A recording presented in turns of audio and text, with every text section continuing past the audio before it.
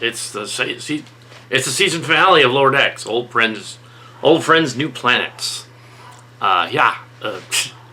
It's basically the last half is basically a spoof of the Wrath of Khan. But yeah, with the Genesis device and everything, and the planet and all that. Yeah, it was not at all what any of them predicted. My prediction was completely out the window. They were not going to do that. I realized that going in. Okay, yeah, they're not gonna. They name dropped a character, but they were Cedo, but they weren't gonna do anything other than have a flashback cameo to explain how on earth Mariner is still an ensign if she's that old in the story, because she would, it still kind of doesn't make sense. And actually the dates were a little off with the, so there's a flashback scene to the Lower Decks episode. Lower Decks, the episode was actually 2370, was season 7. 2368 was the other thing that happened, the first duty. So they sort of, it was a little later, season 7. But yeah, well, they couldn't do anything with it because it's the end of the series. So they go back to this flashback, and Mariner's apparently a cadet. She could be very young, though. She could be a young cadet. She could be 15 or 16 in that scene, and that would work. Actually, as Larry Mamichek from the Trek thing, I don't know, that can work. If she could be 16, it works. She could be then an achiever, an early achiever. She gets put in the crew. In much the same way the Evergreen character of Penny was an Evergreen character, and was 16 at college. So it could happen back in the day, in the 90s. So that could happen in some cases if they're an achiever. Apparently she then wasn't after a while. The history of Mariner is kind of weird. The oddity, of course, is Nick Locarno, who was his kidnapped Mariner to start his little Cillian mirror fleet there. It was more of a spoof of the Wrath of Khan and the Mirror Universe. It wasn't really Mirror Universe, though. It was sort of its own thing with like an evil Nick kind of character. There's a very similar episode in Starship Locations Destinations coming up. Yes. There's a similar episode where a crew goes to meet other doubles of themselves in a sort of pseudo-mirror universe created by a time dilated distortion. I thought that's what they were going to do here, because, nothing else to base it on other than Star Trek does it. I thought maybe Locarno was trying to regenerate Cedo somehow, because they did steal a Genesis device. They were going to do the Search of Spock. And they could still do that, because they got Shannon Phil to come back and do a cameo. Maybe that's later. Maybe they're going to... what planet? That would be Alice Lee could come back. The planet Locarno is created. Cillian should have a planet Locarno. He's clearly the Cillian Holocat version of Locarno, and so they have a space fight. It's mostly that, and the B stories. Mariner Freeman has to go to Orion to get a ship. They have a trial by combat with the and Tendi chooses the bird counselor to fluff up his feathers and give the allergic reaction to the warrior lady, who wouldn't technically be a warrior lady then if she had horrible allergies. Not really, but okay, it's a cartoon. It's fine. It's silly track. Also and there's a barrier, the Trinar barrier around the thing. Looks like the Q barrier. Throw the warship through it and use the Cerritos, the captainy thing at the end. So it's a combination of Wrath of Khan in the Stormfield thing, with Mariner being chased by Locarno, and they don't do any other flashbacks, just that one. So they had half an hour to pull it off.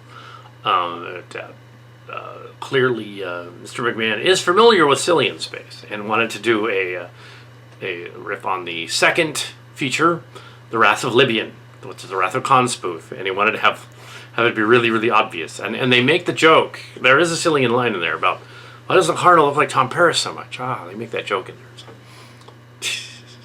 But yeah, a couple of times. They said it twice, just so the audience would know, oh yeah, she looked like, because it's the same actor, Robbie McNeil.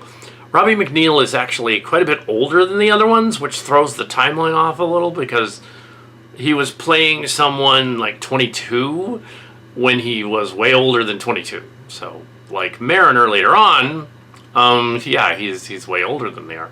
Or like Jim Tucon in our group, the Minions, and Silly Track. He also was way older than us. And yeah, by like 4 years older than me. And I'm 3 years older than Mark's Cards or John. And yeah, so there's like this gap there, because there was a junior high and a high school at Pine. And so yeah, McMahon's aware of On Location, probably been watching my videos. And he's like, yeah, I like this idea about this Wrath of Libby and the Silly Trek thing, and having Nick Locarno come back. But instead of, I'm not going to do what he wanted to do. I'm going to do, Nick Locarno is turned evil, and he wants to like capture a fleet. I'm going to do that instead. I'm going to do the capture the fleet, the board kind of thing. He's the board, basically. I guess there was a Borg one, too, that they did as a film. Made him the Borg. But now that's the Wessian. They got the characters mixed up, yeah. But yeah, they could still bring her back, but they didn't say anything. They just threw her in the episode. She got a cameo. It must be weird coming back to Star Trek after 30 years and going, well, I'm going to play this character again. But yeah, Mariner would have to have still been in high school, though. So she had to have been 16. Which means also that she could not have been at the Battle of Wolf 359. She would have been 12. But she could have been in the Dominion War later on. Yeah. So that actually matches up. It works because it takes place in 23, 80, 81 to 83 or 84. Apparently it's still 23, 81 according to Memory Alpha. It's still... the last 4 years have been like a year and a half. Yeah, on the show. So it's only been a year and a half. Nick Locarno got changed into a planet. They also mention a ship. Not the southern one. There's a ship in it that Locarno had earlier that she commandeers that later shows up in 2402 at the end of Picard. It's in the background. It's a steamer ship flies by, and it's but that's the ship that was seeing off the Enterprise G at the end. So it's the same ship from 20 years later. It happens to be there. But yeah, and Wesley Crusher, Will Wheaton came back and did his Wesley briefly.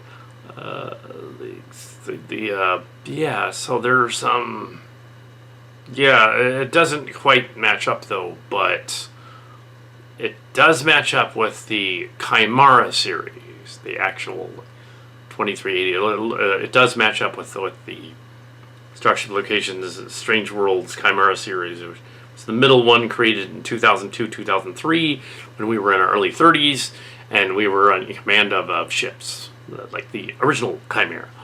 Yeah, so it does match up, but the elements don't match up, so it's a multiverse. It's a multiverse.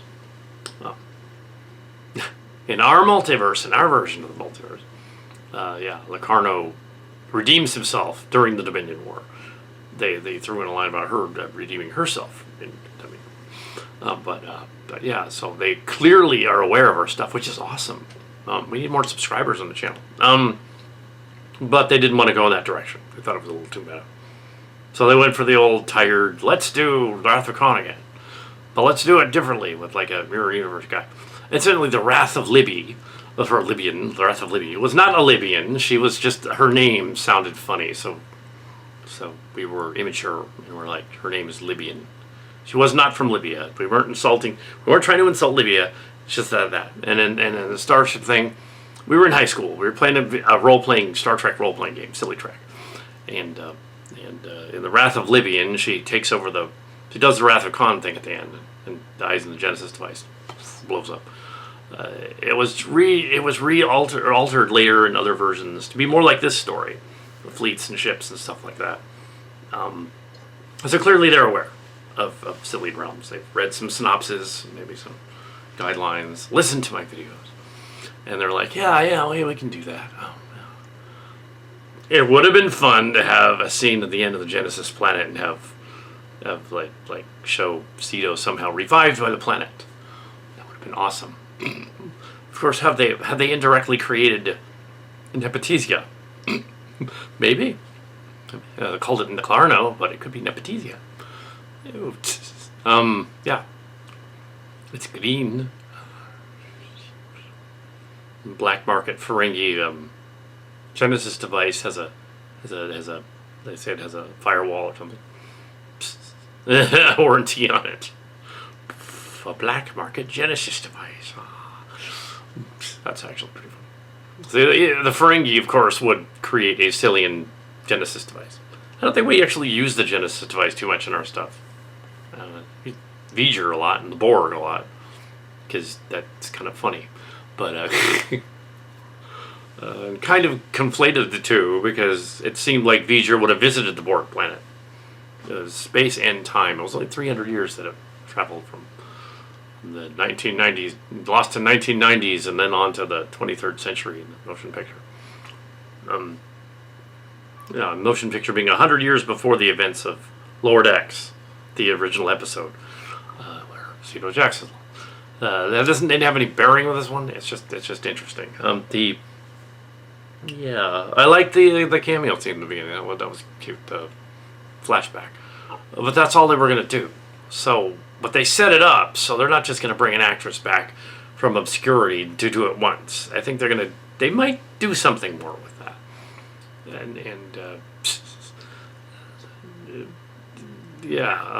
They might. They set it up for a search for Spock, search for Locarno thing.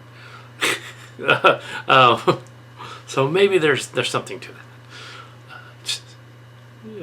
He was clearly playing more of a mirror version of himself, a version of himself that was corrupted by the Board. In fact, the Board, the Cillian realms, and they do explore that in Starship Destinations as well. We do explore that. Now, the backstory on that is that they were sort of the pre-ultimate Borg. They were the Borg. They were the kids during our game that didn't want to play the game and got bored of it and walked off, and then they were assimilated by a strange alien species. They were either assimilated into a sort of weird C.S. Lewis-like potion thing, that the Zeldanian Nintendosis that made them go out, their interest in others of their, they fell in love with each other, and then they didn't want to play in Star Trek anymore. They go off and fall in love with each other. It's called Zeldanian Nintendosis. Or there was the other one where they became assimilated and they became villains, and they would run around like the school food had toxified them, and they were like, it wasn't exactly the Borg, it was sort of its own kind of assimilation.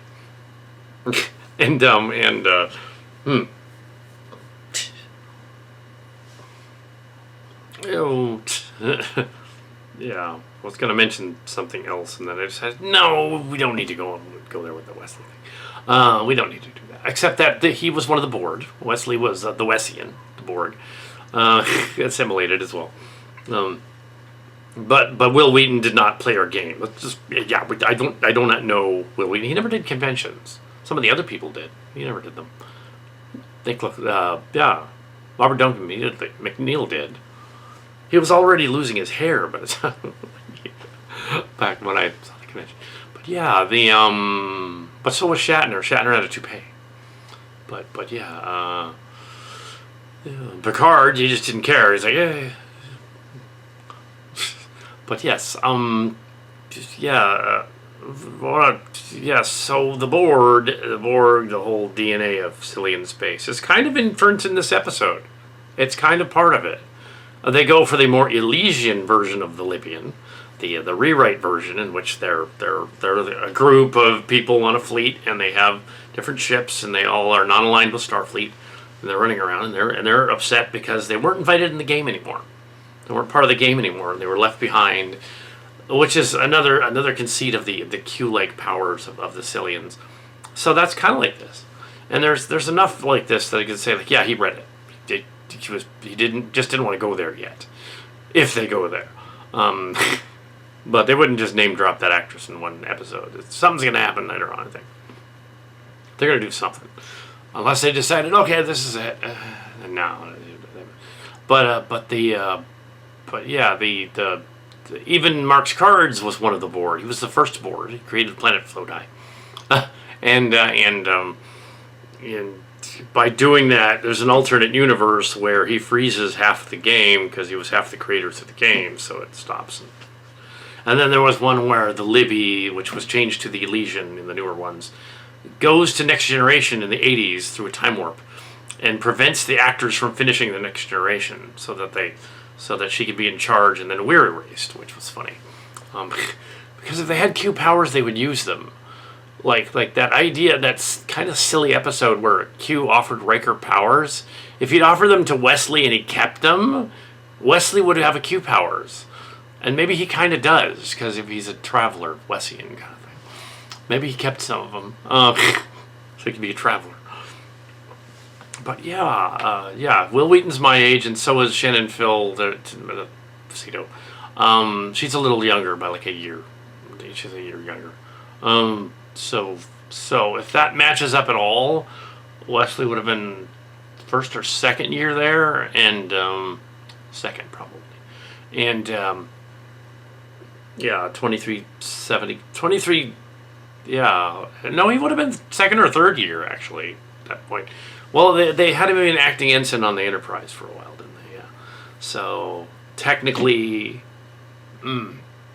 his Academy date should line up with mine. So, 1989 lines up with roughly 2365, 66. 66, roughly, around there. And then 65, 66. So, and so that this Lower Decks episode lines up with 1994. Yeah, so he's 30. That would make her a first year, but that would make Mariner a first year, but she'd be young. She'd be like 17 or 16 and a half. She'd be young. And they portrayed her that way, like a young... So I did predict that. Young, precocious person shows, they can't go away. It doesn't make sense that Lake Nakarna would still be there, though. Yeah, it doesn't really make sense. But, okay, fine, he's still there. Then the episode wouldn't happen. If he wasn't there. So yeah, it works. I'm not saying they had to do their own thing. Well, they didn't want to step over Starship destinations, of which all principal photography has wrapped on putting it together and assembling episodes. However, it'll take a little while, at least a couple of days, for each individual episode to be rendered in the final product. Working on the music stuff in the background and stuff like that, and yeah, we'll see what's going on, and yeah, it's yeah,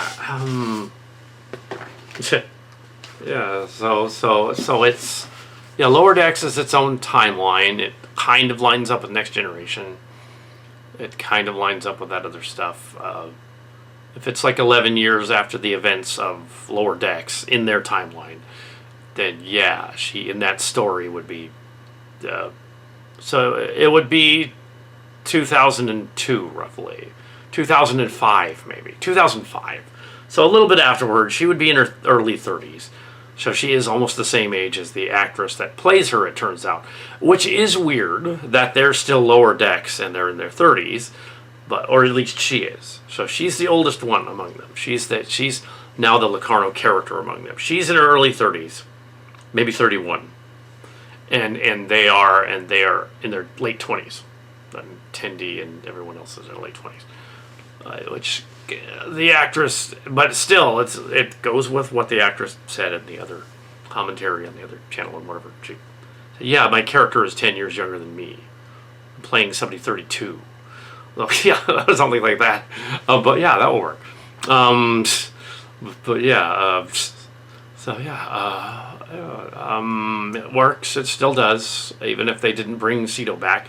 In Cillian Realms, they do. And I'm not the only one that did a fan story where they bring her back and make her important to the crew of a ship in the Cillian Realms timeline.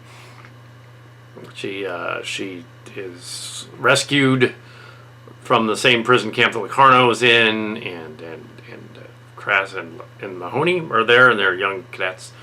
And well, they were pre-cadets; they weren't cadets yet. And they all rose in the ranks on the Chimera in 2388. Cito Jaxa was a lieutenant on the Chimera under Nicholas Locarno, who'd been redeemed. And in 23, not in this timeline, apparently, unless they figure out a way to bring him back. But it still wouldn't line up too well. But yeah, and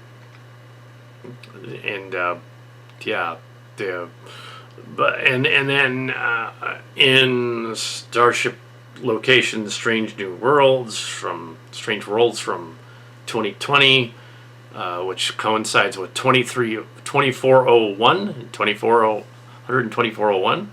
Turns out, right after Picard Season 2, even though we did our series back 3 years earlier because of the time dilation of Picard show not being right.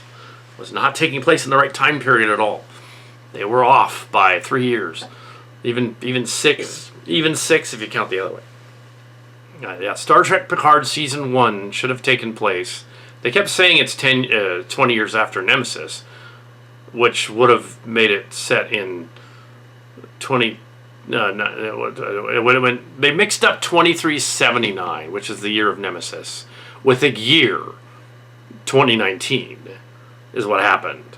I know what happened. That's what happened. They were like, oh yeah, 2019, yeah. Even though technically the Picard show, in order for it to line up with 20 years after Nemesis, it would have to come out in 2002. 2002 to 2022, last year, 2022, to be exactly 20 years later. And there, Jack Crusher can fit in there nicely. But it didn't do that. And so they didn't do that. They said, no, it's 2399 in this story. It's 20 years later, even though it should technically be 2397 or so. Yes, that doesn't line up, but that's okay. And Picard Season 2 lined up with 2024. They shouldn't have gone back to 2024. They should have gone back to 2020. That didn't make sense. So yeah, the 2400 in this one, it's like, no, it wouldn't be 2400 yet. But yeah, oh well. Because 2022, well, okay. Yeah, 2002 was when Nemesis came out, lining up with 2379. Either before or after there's 2 years in there, the way the seasons separate. So that in 2019, that's not right. Even though that's when Picard came out, the first season. But the 2020, it would be 18 years later, not 20 years later. And yeah, it wouldn't have worked. So had they said 2399. And the story came out in 2022, and it would have been 20 years later. But it didn't. Not until Picard Season 2. So it shouldn't have been 2400 in that story. It should have been still 2399. And it would have worked. Picard Season 2 should have been 2399. And it should have lined up with 2022. Yeah. 2022, yeah. But they didn't do that. They said 2024 in that one. No. And although the Chimera universe lines up with with Picard anyway, but I kicked it 3 years into the future to make it line up with Picard, so it's like 2040, 2401 to 2402. The first 2 seasons of Starship Chimera actually take place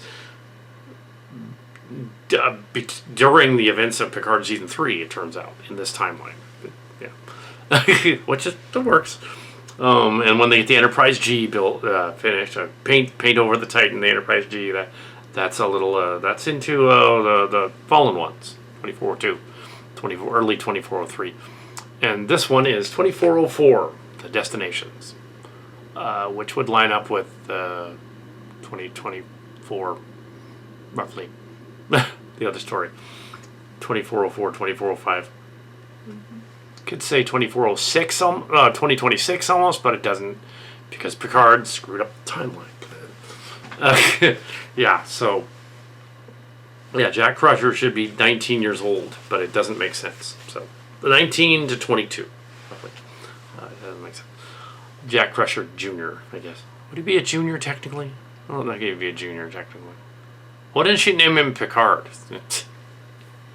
Yeah, the evil clone thing is also a spoof of Nemesis in a way, because they don't say that he's the clone of Tom Paris. But I had the clever idea of saying they are actually twins. And also the idea of throwing in, okay, their great-grandmother was Lacarna from Strange New Worlds, from the Trouble with Edward. Lacarna from way back when is actually their grandma, their great-grandma from that story, which was an awesome tie-in. And she ends up going to the Tribble planet, in the planet of the Tribbles, and she dies there, but at least they establish that, hey, that's the same lady. That's cool. Also, that one has a tribute to Nichelle Nichols, Uhura. That is very awesome. And we just played the tribute after she passed. Yeah, because of all the Star Trek people that I met in the past, at conventions, James Doohan and Nichelle Nichols, and that I had the most conversations with.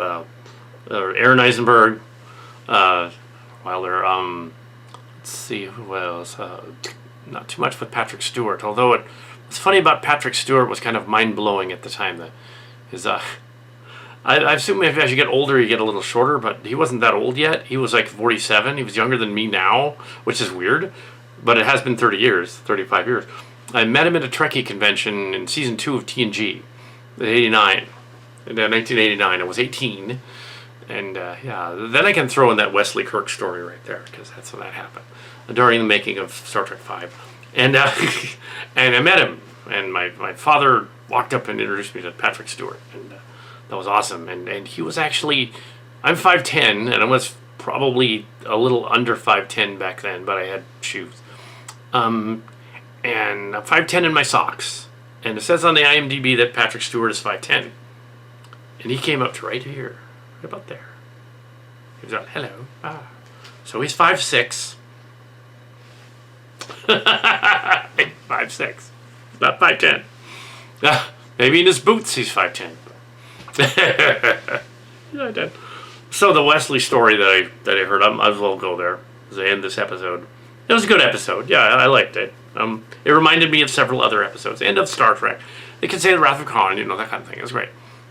There was an old Will Wheaton video that popped up of effing William Shatner. He met William Shatner, and the long story short of this, I'm not going to give away the sketch, but he met him on the set of Star Trek V. And apparently Shatner was in director, captain, command mode and whatever. Kind of insulted him on the bridge of the classic Enterprise from that movie. And and he was all, and he was all, because he was half in his outfit from acting ensign, and Shatner's all like, you are a child, you cannot serve on the Enterprise. The bridge, I would never have a kid on my bridge. And he was being kind of a dick. And Will Wheaton was all distraught, and he goes back and he's like, we'll watch the video. The video is way funnier than I'm going to make it. And so he goes to producer guys, and Frakes and Dorn show up, and they're like, oh. Frakes says, what's the matter, Will? And he was like, William Shatner was being a dick. He's like, the thing about that kid on the bridge. Oh. And Michael Dorn, without a beat, goes, you want me to pummel him? I will beat him for you. Which is hilarious. They were pummeled William Shatner. Apparently the producer, the director, that designer heard about it, went up to Gene Roddenberry, who was still around back then. And Gene Roddenberry calls Will Wheaton on the phone in the trailer and says, about that. Oh, yeah, he shouldn't have done that. He's an ass. But yes, and then later on, Shatner had to write him an apology note and send it to his trailer. Oh, it's funny. Because he didn't have the balls to actually walk to his trailer and say, yeah, kid, Gene came to me and, yeah, I didn't have the balls to do that. Walk to his trailer in person and say, all right, I'm sorry, I acted like a dick to you. Like, that wasn't nice. I just got chewed out by all of the production staff. Which goes to explain why Star Trek V kind of sucked. You pissed off the staff. They're like, damn it, Bill. Insulting the other actors on the show. What are you doing? Come on, Bill. And I've met Shatner a couple of times, and although he was on fire in the 30th anniversary thing, showed up at the Next Generation 30th anniversary, which was weird, and Patrick Stewart wasn't there. 2017 San Jose Comic-Con, when they used to do San Jose Comic-Con. And they stopped doing it when they changed it to Silicon Valley Comic-Con 2 years later, and the pandemic happened. But but Shatner was on fire, and he was great and everything, but personally, you don't want to go up to him and talk to him, because he is kind of a dick. No, he will stuff you. Yeah, he just gets into the Shatner mode. He's like, I'm not going to talk to the peons. That's just the way he is. Nimoy was kind of gruff too. He wasn't fun, but he was trying to do a story. I'm trying to think of it. He was more like in the moment. He was in the zone with his poetry and stuff. So he was different.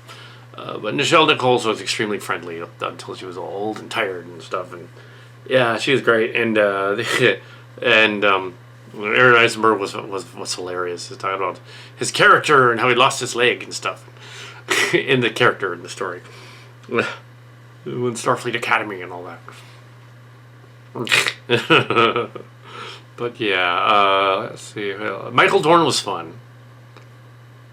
Armin Shimmer and Ethan Phillips, they were all fun. Naoya Benoit was hilarious. You know what also was a surprise was Mark Alaimo, who plays Ducat. He was hilarious. He was like this very homely, tall, 6'5" tall guy. He plays a villain because he looks kind of like a Frankenstein, kind of lumbering, skinny Frankenstein, I guess. Like a lovely Slender Man kind of thing. Yeah, Slender Man, that's it.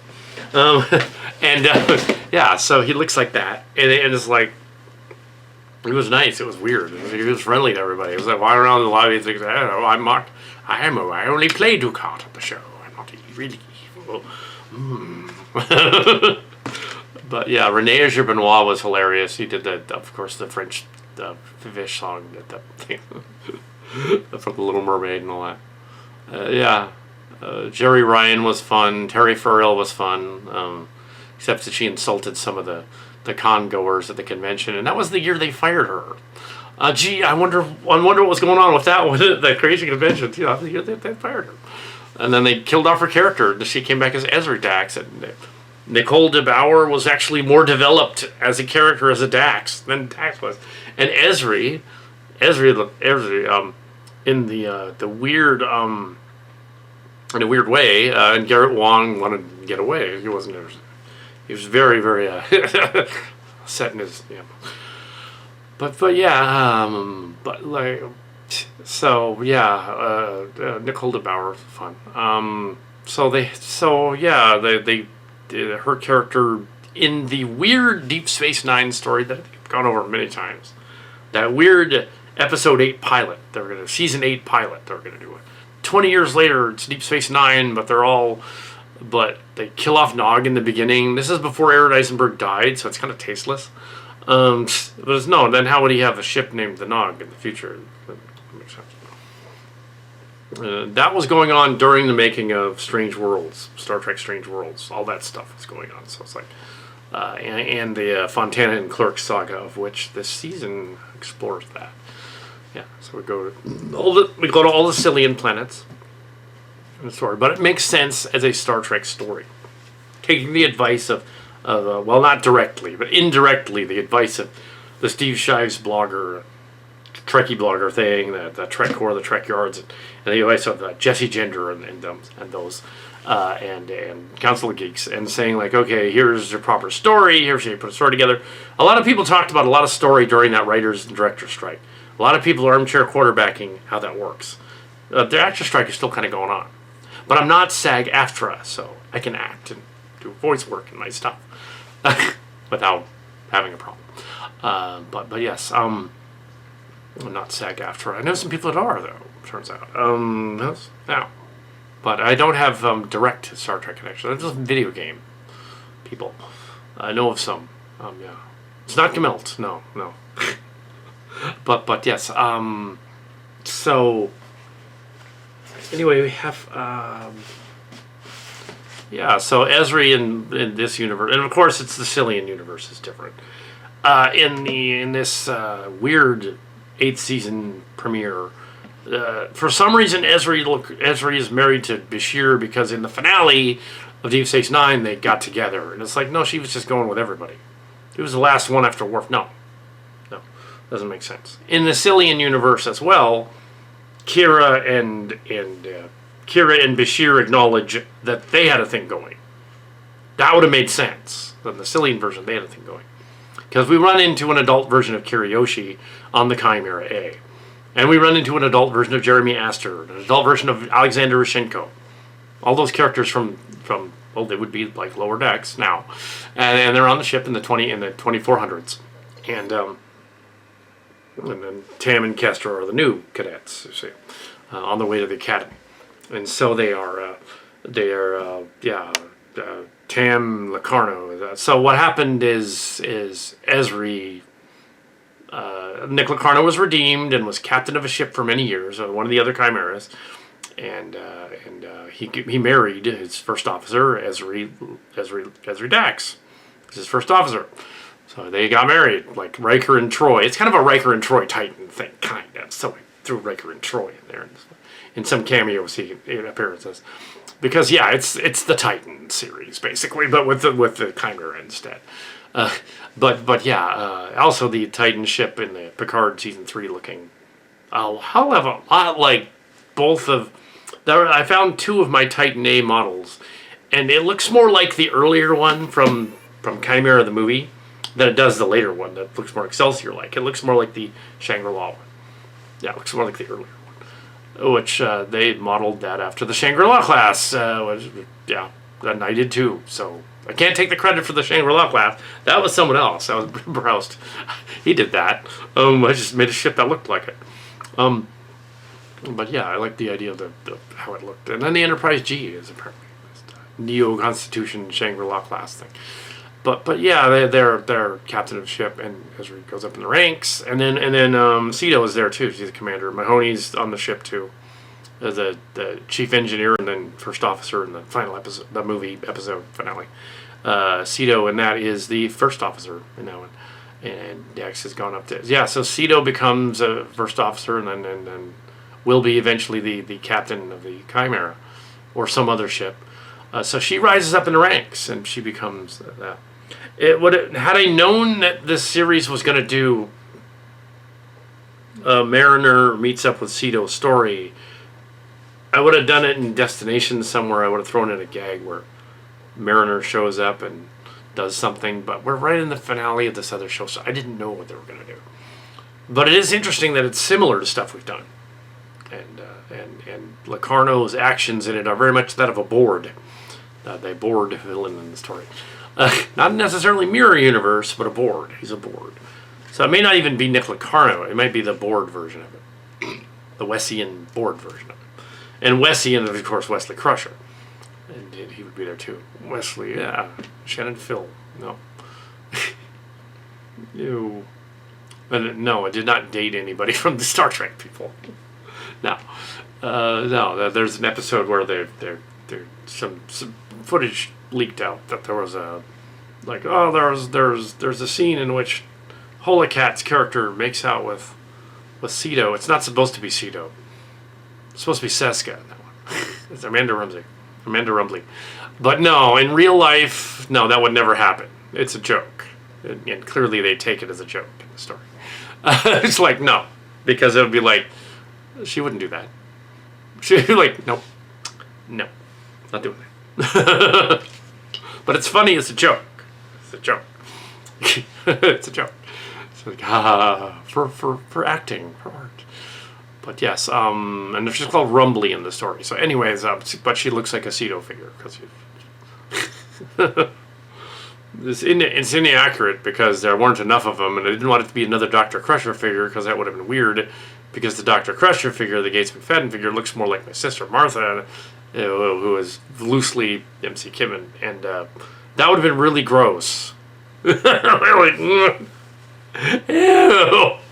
But it is interesting that in this story there's an Eric attendee And there was an Erica in the TMS stories. Well, the Erica's a common name, but yes. So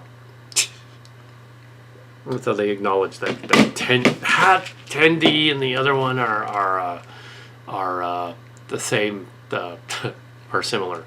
Yeah, they're TMS people. The Orions in the story are martial sportists. They clearly are. They have combat and stuff. They're martial sportists. So that's how they fit into Silly Trek. They would. If there was going to be a Silly Trek Lower Decks, there really won't. I've already kind of done that. You can go back and watch the Strange Worlds and see the cameos by the now that Lower Decks is over for the season. Go back and watch these Starship Location Strange Worlds, and 4 of them show up. We have Tendi, a permanent bridge crew member on the Chimera A, all the way to the end. She's on the ship. 20 years later, and she's on the ship. And we have, so she does come back. She doesn't be written out in this episode. So she's coming back. And Mariner and Boimler got married, and they're in it. And Rutherford might be married too. I kind of hinted that he might be married or just really good friends with Tendi. I didn't really say directly. They're clearly. Until it's established, I think they have a cameo at the end of this one. I think I did a cameo with them. And also I decided to marry off Miral Paris to Molly O'Brien. Even though I don't know whether those 2 characters would actually be lesbians, but sure, why not? It's the future. Maybe they are. And it's not twisted because it's 20 years later. So it's like, Molly O'Brien was born in 2378, but, I mean, no, 2368. And 2360, somewhere around there. 4 Deep Space Nine. And of course, 2278 was when Miral Paris was born, so she'd be younger. But it's 2401 in this story. 2401 to 2404, so they're quite a bit older, so it works. Over 20 years older. So yeah. I figured 2 of them had to be, and they're sort of an archetype for Tam and Kestra. Although, Kestra Riker, of course, and now that they're Academy age and they're off to the Academy, they don't hook up though. That'd be weird. They are what Jay and Silent Bob would have called hetero life mates. So, even though Tam is transgender fluid, and she wouldn't call herself a hetero life mate. But yes, they and she are going to make the right wingers mad because actually this episode kind of spoofed right wingers, assembling their fleet of. It's probably a spoof of that more than anything. Well, I'm going to assemble a fleet of Civil War people, start a space war. Realizing that would really not work. All because you couldn't be in the game. You didn't want to be in Silly Trek.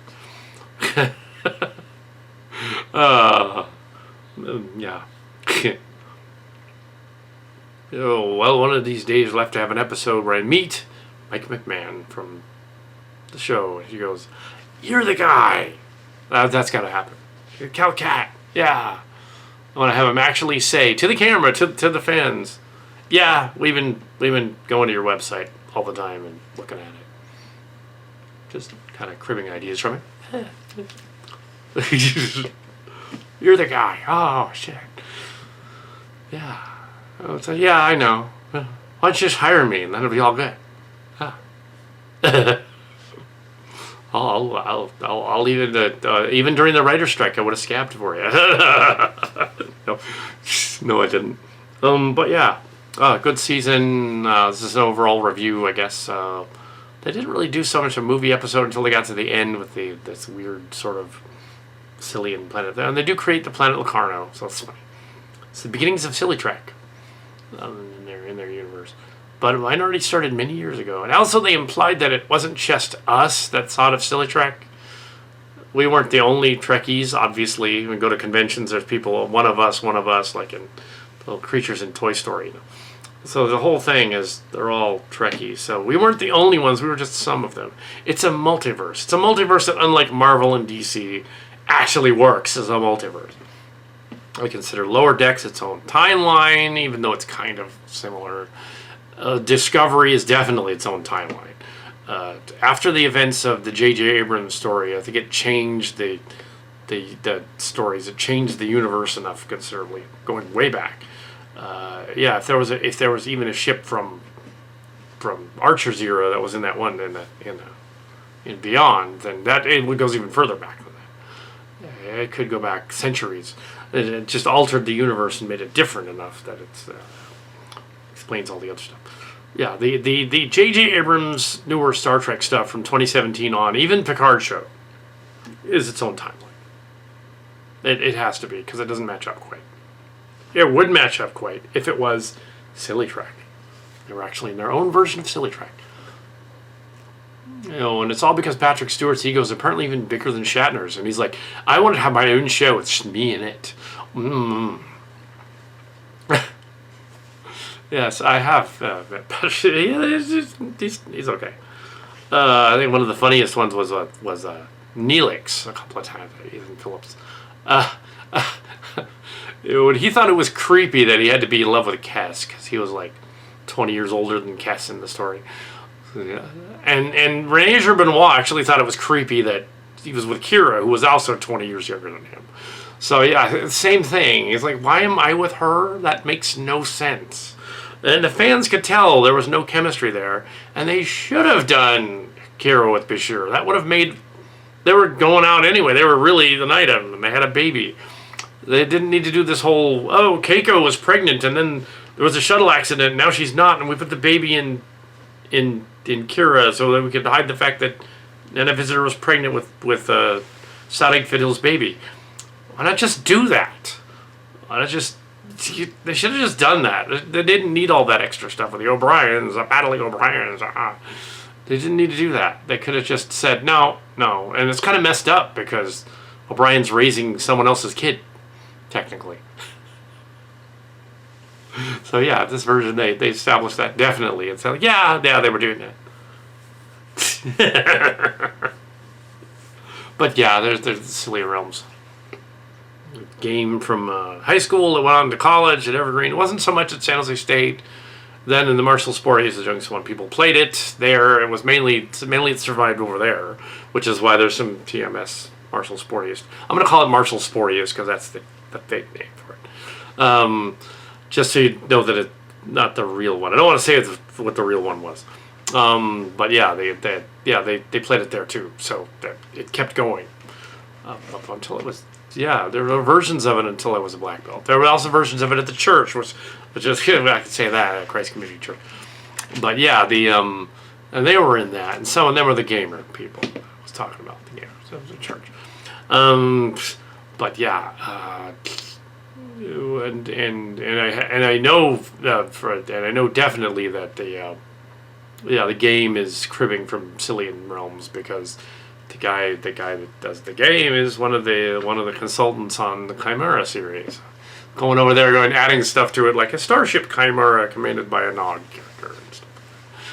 The Nog wasn't in command of the Chimera. In my version, he's in command of the Emmett Till, after the kid Emmett Till who was killed in 2020. Because I liked that idea of there being an Emmett Till. I liked that part of that season 8 story. Put the Emmett Till in the story. And so they need a starship, big starship, warship. A Deep Space Nine, just in case the Dominion come back. And then they can just go, okay, we have this ship here. It's like a big ship. And Nog, this little Dominion Ferengi guy, commanding a battleship, a Dreadnought-class battleship, Tubman class battleship. It's funny. Like, oh shit. Nobody's going to mess with that thing. Oh, they do. In Fearful Symmetry, they mess with it. But it was supposed to be the Defiant in the original story, but no, it's the warship. It makes more sense. Yes, and we have Javan Tal in that one. Yeah, we have actually he should be Javar Tal. Technically, he's the Gray and Idira's first host. And there's a generation ship, and it doesn't line up because it's 700 years later or something, and it's like the 32nd century, and it kind of is weird, but we kind of make it work. Because he's like a Starfleet captain. We meet the Starfleet captain from Discovery, John Tall from season 2 of the Planet. Season one, and yeah. So we knew about Discovery going to the 32nd century, and then played around with it in season 2 of our series, and having them go to that planet of the fallen ones. Yeah. This one is also not going to have a storybook either, Destinations, because it is based directly on the Phantom and Clerks, the Picard show parody, of which the first season was too. But we did a print out of that one. But no, we're not doing this one because it doesn't really work as a novel, because it's kind of already treading over the same stuff. We go to the Mob planet, we go to the Miri planet, we go to the Cillian planets, and we do that. But this time we get to see them for real in video form. It's awesome. But yeah, Tall is John Tall, and also in the Destinations, we're gonna do a. We ended up putting the Distant Destiny story in there as the finale because they visited a generation ship, and it turns out that it's the generation ship that Tall and the others hang out on for the next 700 years. So it's that ship. We get to meet the ship. We can go on the ship. Excellent. Get to go on the generation ship. Yep. I happen to have the generation ship because it was actually the bio ship from the Robotech Meets the Transformers. We utilized it again. Dusted it off and put it in the movie. Yeah, so that's so cool. So cool. All the visuals are done. So we're going to put this thing together. And yeah, Lower Decks. I'm assuming they're going to find some way, if they wouldn't just put Shannon Phil in that one scene. They're going to find some way to bring her. I thought they kind of already did bring her back, though, because the kind of Cerritos doesn't know about it, but there was already a Bajoran captain lady who was in the first season who had probably just accidentally did that. They're like, oh, yeah, we shouldn't have done that. Of course, Mariner never saw her in person. Only the captain did. Maybe she's a Section 31. Probably wearing a big, bright, dark badge that says Section 31 on it. Yeah. So I think what they encountered was a version of Nick Locarno. Not the other. I mentioned Tom Riker, too. He shows up. But yes, and Dr. Crusher is missing. Gates McFadden is missing. Little Wheaton had a cameo. So yeah, the Lower Decks matches up if she's 31 years old. All right, that's what she is. But yeah, out of the horse's mouth, Tony News. Yeah, she's supposed to be 31, 32. Like, really? Okay. Oh, but yes. But yeah. She's playing somebody younger. Well, I did that. Yeah, nice stuff. Yeah, played a teenager and a lot of stuff. I wasn't a teenager. It's kind of like how they have like reality TV would in 80s movies would always cast somebody that was like Judd Nelson was like 26. What was he still doing in high school? In that movie at the Breakfast Club. Luke Perry was 26 in 90210 Part 1. Of course, you could say in that series that okay, yeah, the place they were at was not. He could be like a teacher or something, but he wasn't. So yeah, they made him a student. Yeah, he's playing somebody 16. He was not 16. There's no way. The guy had wrinkles on his forehead. We always thought that was funny at the time. But yeah, as one of the people that would have been the right age to be in Lower Decks that episode as a cadet in Star Trek, I was not Joshua Albert, no. But as somebody that was that right age for that to happen, now I'm almost 53. Trying to match it up with like okay, let's if you go back to 20 years ago, be 33, right? Yeah, 33. So there you go. They established how old these people were. And she could still be 29 or 30. She could be, because back in the... She could still be, yeah. It works because she could be like 16 or 17. Like Will Wheaton's character was when he first wanted started, like 15 or 16. But yeah. So that could be the case. That could be the case. And the way they filmed it, yeah, I do bet that's the case. That she might actually not even be a junior cadet yet. She might have actually just run up as a a Trekkie, literally in the story. So she's a Cillian.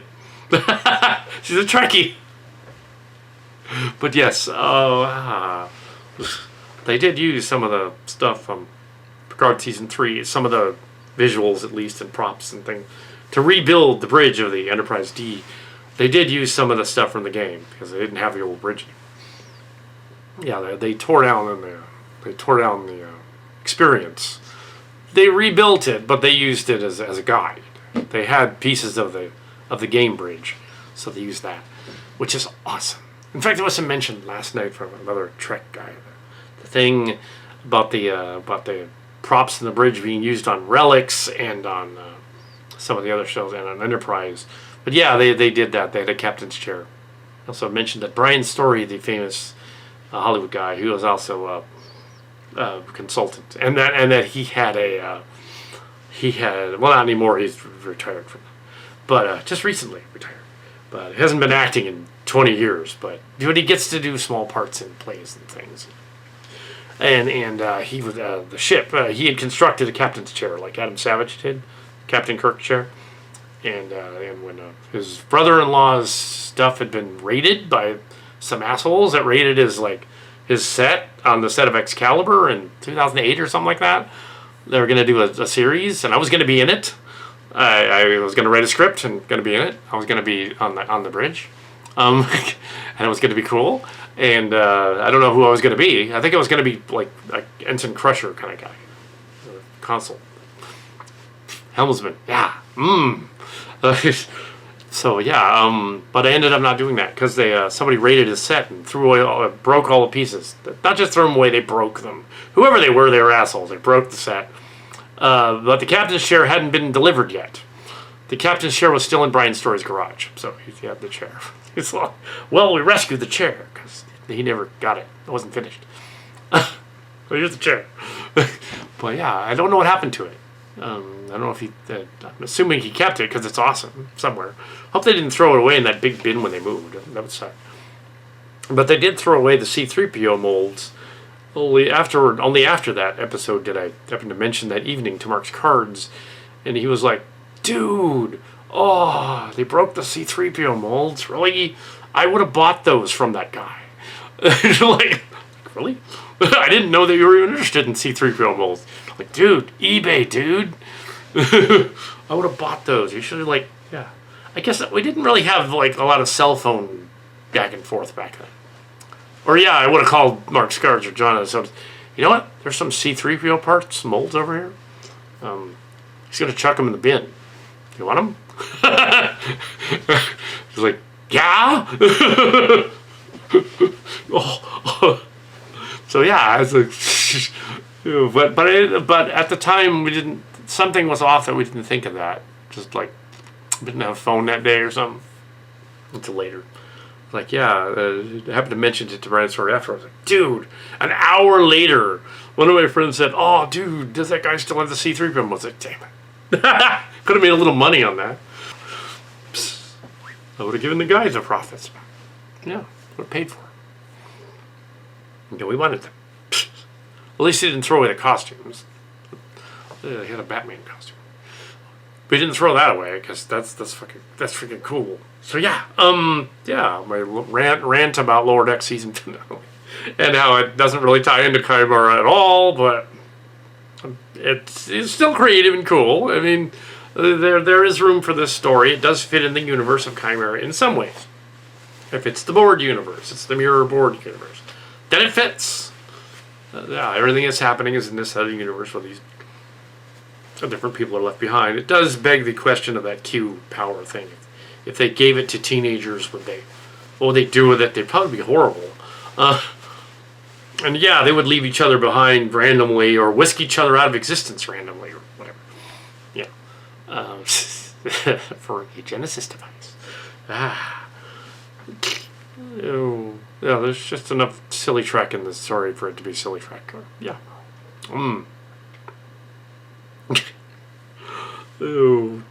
I want them to do a Lower Decks motion picture. That'd be cool. With the actors live action. Yeah. They need to do that. They did that one crossover with Stranger Worlds. It was weird. Should have been a crossover with Picard. That would have made more sense. I'd go back in time to visit. Yeah. The pirates who were actually the pirates who are actually secretly scientists. Which is, the Orions are pirates. The Orions are Elysians, basically. No, they're Elysians. Well, they're TMS people and Elysians. Well, Elysians can be TMS people. Because I think the Libya and the Chris were actually... they could have been martial artists later on. Because they knew how to kick people. They were kickers. So they knew. They could have been trained. Yeah. They could have trained in martial arts later and become like warriors. They knew how to kick. Not me, but other people. The Libby was the legend of the kicking. Soccer. Anyway, so yes. Oops. But yeah, but that's a long time ago. Other one, not so much. We won't go into that. But yeah, Lord, wearing the Lord X's costume. It's a cheap, well, but it's fine. I figure it's cartoonish. It's off of the thing from last year, but it's close enough that it's like it's animated. So I kind of like it. That's animated. There are better ones. That's one of the things. It's like that one year that I had my full-on Voyager costume, wore the thing, and the full-on Voyager one, and to enter the costume contest. They wanted me to enter the costume contest because it's a Voyager one from the experience and that kind of thing, and the Star Trek tour and all that. And well, I didn't want to enter the costume contest because I didn't make the costume. I bought it. And it was part of our props. So, yeah, I wore it, but I went up there and I said, well, if I win this, it doesn't, I'm not going to, no. I didn't make it, so would count. Oh, needless to say, I did not win it, but it was very, very close. I also did infamous William Shatner line of all the souls I've encountered in my travels. His was the most human. Anyway, so